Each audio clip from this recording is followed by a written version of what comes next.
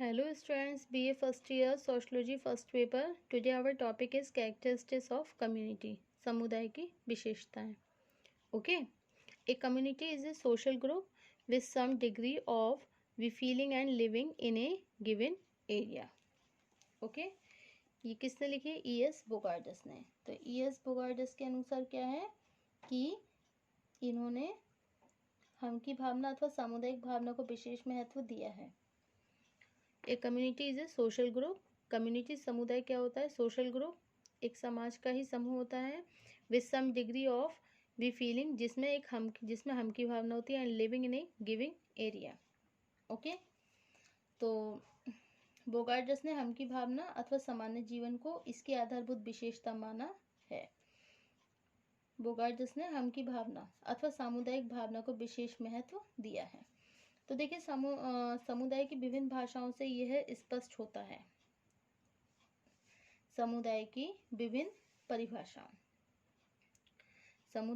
परिभाषाओं से यह स्पष्ट होता है कि विभिन्न समाजशास्त्रियों में समुदाय की विशेषताओं को लेकर एक मत नहीं है.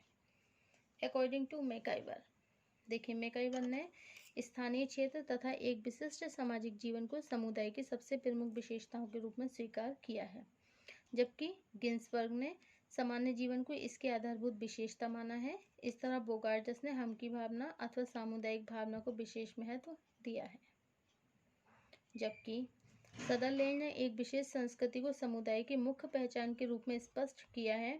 इन्हीं विद्वानों ने समुदाय की विवेचना में कुछ अन्य विशेषताओं का भी उल्लेख किया है. इन्हें रॉबर्ट रैडफील्ड ने सभी समुदाय को दो भागों में विभाजित करके इनकी प्रकृति को स्पष्ट किया है. A community is a social group. A community is a social group with some degree of be feeling and living in a given area. Okay. Why? E.S. Bogardus. E.S. Bogardus ने क्या बोला है कि एक community is a social group. ये जो community होती है, समुदाय जो होता है, वो क्या होता है? एक तरीके से सोशल ग्रुप है ये. With some degree of we feeling. With some degree, कुछ डिग्रियों के साथ वी फीलिंग, जिसमें हम की भावना रहती है हम लोगों के अंदर. Okay. And living in a giving area. और living in a giving area, और किस में रहते हैं? एक गिवन एरिया, मतलब एक ऐसे एरिया में रहते हैं. Living in a given area में हम रहते हैं. ओके. मैकाइवर ने स्थानीय क्षेत्र एक विशिष्ट सामाजिक जीवन को समुदाय की सबसे प्रमुख विशेषताओं के रूप में स्वीकार किया है, जबकि गिन्सबर्ग ने सामाजिक जीवन को इसकी आधारभूत विशेषता माना है. इसी तरह बोगार्डस ने हम की भावना अथवा सामुदायिक भावना को विशेष महत्व दिया है, जबकि सदरलैंड ने एक विशेष संस्कृति को समुदाय की मुख्य पहचान के रूप में स्पष्ट किया. इन्हीं विद्वानों ने समुदाय की विवेचना में कुछ अन्य विशेषताओं का भी उल्लेख किया है. इन्हें रॉबर्ट राइटफील्ड ने सभी समुदाय को दो मुख्य भागों में विभाजित करके इनकी प्रकृति को स्पष्ट किया है. ओके. तो बोगार्डस ने हम की भावना, सामुदायिक भावना को विशेष महत्व दिया है, जबकि सदरलैंड ने एक विशेष संस्कृति को समुदाय की जो मुख्य भावना है, सामुदायिक भावना है, या मुख्य पहचान के रूप में इसे स्पष्ट किया है. इन्हीं विद्वानों ने समुदाय की विवेचना में कुछ अन्य विशेषताएं भी बताई हैं. रॉबर्ट राइटफील्ड ने समुदाय को दो भागों में बांटा है. Robert Redfield has divided the community in two parts. Redfield ने लघु समुदाय लिटिल कम्युनिटी और बृहद समुदाय मतलब ग्रेट कम्युनिटी कहा है. एक जनजाति गांव तथा कस्बा लघु समुदाय के उदाहरण है. लघुता, विशिष्टता, समरूपता और आत्मनिर्भरता इन समुदायों की मुख्य विशेषता है. दूसरी ओर बड़े बड़े नगर बृहद समुदाय के उदाहरण है. इन समुदायों को बड़े आकार, जनसंख्या की भिन्नता, श्रम विभाजन तथा विशेषीकरण के आधार पर पहचाना जा सकता है. इस दृष्टिकोण से हम समुदाय की सभी विशेषताओं को दो मुख्य भागों, प्रमुख और गौण में विभाजित करके स्पष्ट करेंगे. Okay.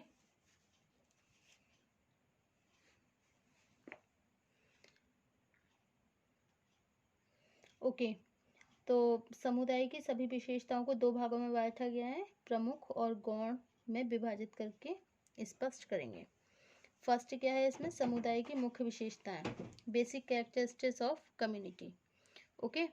Basic characteristics of community. और बेसिक कैरेक्टरिस्टिक्स बताते हैं ऑफ कम्युनिटी की। फर्स्ट क्या है, व्यक्तियों का बड़ा समूह, large group of people. Next है फिक्स्ड लैंड, निश्चित भूभाग।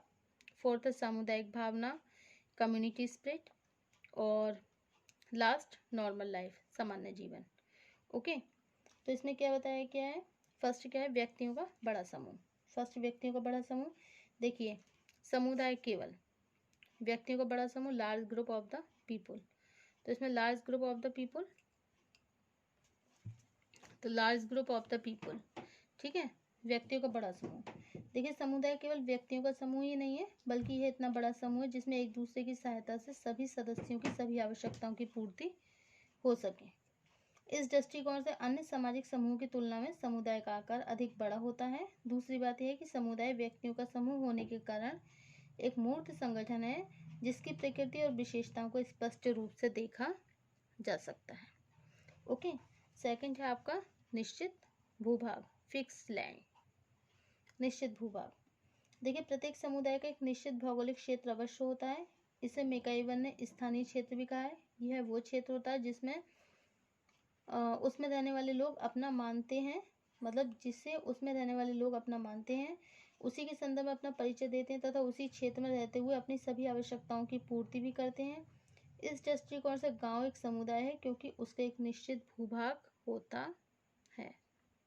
ओके, अच्छा A.W. ग्रीन, ग्रीन के अनुसार एक कम्युनिटी की डेफिनेशन है। इन्होंने बोला है कि ए community is A cluster of people living within a narrow territorial radius who share a common way of life. Okay, किसने बताया है, ग्रीन ने, कि समुदाय व्यक्तियों का ऐसा समूह है जो एक छोटे क्षेत्रीय घेरे में रहता है जिसके सदस्यों में जीवन का एक सामान्य ढंग होता है। ओके, अच्छा नेक्स्ट है E.S. बोगार्ड, जिसने भी डेफिनेशन दी है कम्युनिटी की। इन्होंने बोला a community is a social group with some degree और we feeling and living in a given area. कि कम्युनिटी क्या है, एक सोशल ग्रुप है, समाज का ही एक समूह है, with some degree of we feeling, जिसमें हम की भावना होती है, and living in a given area, और जो एरिया हमें दिया जाता है उसी में वो लोग एक साथ मिलकर रहते हैं। ठीक है, अब क्या है, नेक्स्ट पॉइंट है आपका सामुदायिक भावना। Okay, community spirit, community spirit, इस भावना को हम की भावना भी कहते हैं। ठीक है, सामुदायिक भावना का तात्पर्य एक ऐसी भावना से है जिसके द्वारा व्यक्ति किसी विशेष समूह को अपना मानते हैं तथा प्रत्येक सदस्य के सुख दुख में रुचि लेते हैं, उसकी अच्छाई बुराई को अपनी अच्छाई बुराई मानते हैं और उसी की सफलता को अपनी सफलता मानते हैं। मैकाइवर ने लिखा है, जब एक निश्चित क्षेत्र में बहुत से व्यक्ति काफी समय तक साथ साथ रहते हैं तो उनमें समान प्रकार की मनोवृत्तियां, व्यवहार और रुचियां विकसित हो जाती हैं। इसके फलस्वरूप वे लोग ऐसा समझने लगते हैं कि वे सभी एक दूसरे के समान हैं और एक दूसरे को सहयोग देना उनका नैतिक कर्तव्य है। इसका तात्पर्य यह है कि समुदाय के हित व्यक्तिगत स्वार्थों से अधिक महत्वपूर्ण बन जाते हैं। ओके, और क्या होता है, इससे स्पष्ट है कि सामुदायिकता की भावना का विकास बहुत कुछ एक स्थानीय क्षेत्र में रहने के कारण होता है। यही कारण है कि हम सबसे पहले अपने पड़ोस के सदस्य होते हैं, मतलब सबसे पहले अपने पड़ोस के सदस्य होते हैं, इसके बाद गांव के, फिर नगर के और फिर उसके बाद राष्ट्र के। इसका तात्पर्य है कि स्थानीय दूरी बढ़ने के साथ ही सामुदायिक भावना में एक स्पष्ट कमी दिखाई देती है। इससे स्पष्ट है कि जिस समूह के प्रति हमारी सामुदायिक भावना जितनी अधिक तीव्र होगी वह समूह उतना ही अधिक निकटवर्ती समुदाय होगा। ओके, अब नेक्स्ट पॉइंट है आपका सामान्य जीवन, नॉर्मल लाइफ। कौन सा है, नॉर्मल लाइफ। नॉर्मल लाइफ में क्या बताया, सामान्य जीवन में समाजशास्त्री मानते हैं कि सामान्य जीवन समुदाय की एक मुख्य विशेषता है। क्या है, मुख्य विशेषता। सामान्य जीवन का तात्पर्य 4 भागों में बांटा गया है। 4 विशेषताएं हैं इसकी। फर्स्ट है सामान्य दृष्टिकोण, सेकंड है सामान्य आर्थिक स्थिति, और थर्ड है सामान्य आवश्यकताएं, और फोर्थ है सामान्य संस्कृति। सर्वप्रथम समुदाय के सभी सदस्यों का दृष्टिकोण लगभग एक जैसा होता है। वे अपनी समस्याओं तथा व्यवहार के लिए समान मनोवृत्तियां प्रदर्शित करते हैं। दूसरे, एक समुदाय के सदस्यों की आर्थिक और सामान्य स्थिति इस दृष्टिकोण से एक जैसी होती है जिसमें कोई व्यक्ति बहुत अधिक धनी और कोई बहुत निर्धन नहीं होता। ओके, दूसरे शब्दों में समुदाय के अंतर्गत ना तो आर्थिक वर्गों का निर्माण होता है और न ही विषमताओं का। तीसरे समुदाय में अधिकांश सदस्यों की आवश्यकताएं लगभग समान होने के कारण वो सामान्य ढंग से अपना समय बिताते हैं। साथ ही एक समुदाय की साधारणतः एक सामान्य संस्कृति होती है जिसमें उस समुदाय के निवासियों का गहरा विश्वास हो जाता है और इसी संस्कृति के नियमों के अनुसार वो व्यवहार करते रहते हैं। वास्तविकता यह है कि इन्हीं विषमताओं के कारण समुदाय का जीवन सामान्य नहीं होता, बल्कि समुदाय के अंदर ही सदस्यों की सभी आवश्यकताएं पूरी हो जाने के कारण समुदाय के जीवन को सामान्य माना जाता है। सच तो ये अपने सामान्य जीवन के कारण समुदाय को आत्मनिर्भर इकाई भी माना जाता है। ओके, अब नेक्स्ट है समुदाय की गौण विशेषताएं, secondary characteristics of community. First क्या है, स्वतः विकास, और सेकेंडरी कैरेक्टरिस्टिक्स ऑफ कम्युनिटी स्वतः विकास। सेकंड है सामान्य आदर्श नियम, थर्ड विशिष्ट नाम, फोर्थ स्थायित्व और फिफ्थ है आपका अंतर समुदाय। ओके, तो इसमें सामान्य आदर्श नियमों में इनकी जो गौण विशेषताएं उनमें क्या बताया गया है। सामान्य आदर्श नियम, समुदाय की विशेषता क्या है, एक समुदाय के सभी सदस्यों का जीवन कुछ सामान्य आदर्श और नियमों में भी व्यतीत होता है। सेकंड है विशिष्ट नाम। विशिष्ट नाम, प्रत्येक समुदाय का एक विशेष नाम होता है तथा समुदाय के सदस्य अपनी पहचान को समुदाय के नाम के संदर्भ में ही स्पष्ट करते हैं। ओके, नेक्स्ट है स्थायित्व। नेक्स्ट है आपका सामान्य आदर्श नियम। ओके, समुदाय की एक विशेषता ये, समुदाय के सभी सदस्यों का जीवन कुछ आदर्श नियमों में ही व्यतीत होता है।